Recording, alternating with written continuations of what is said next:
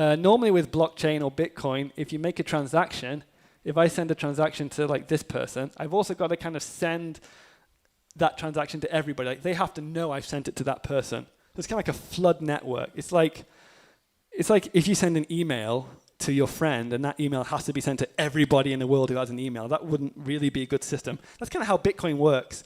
It's good because then everybody knows the emails. Like everybody can validate how many emails there are in the world, or everybody can validate how many Bitcoin exists because it's sent to everybody. So it's a very good way to maintain decentralization and like security, but it's not an efficient way to do it. Or what the Lightning Network does is it lets you send Bitcoin to one person in a way where you don't have to notify everybody else on the Bitcoin network, but it does some cool cryptographic things, which means that they would still be aware of the total amount of Bitcoin. So the benefits, you get low fees. The fees are like virtually like 0 to like a fraction of a cent. You get high throughput. You can do millions of transactions.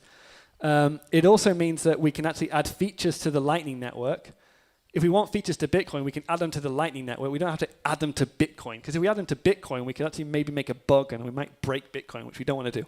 So we can actually add it to the Lightning Network. And if we mess up on the Lightning Network, it doesn't break Bitcoin. It just might have an issue on the Lightning Network.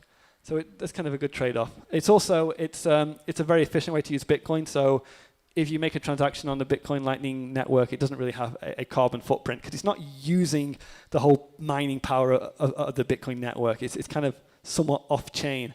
There are trade-offs, I'm going to be honest. You know, I would say it's more centralized than normal Bitcoin. You know, but it's still pretty decentralized, but it's used for small amounts.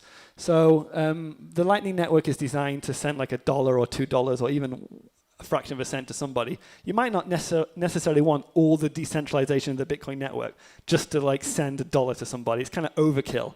But it is decentralized enough where you can actually send payments to somebody without, you know, having to worry about somebody censoring you or a bank stopping you or something like that.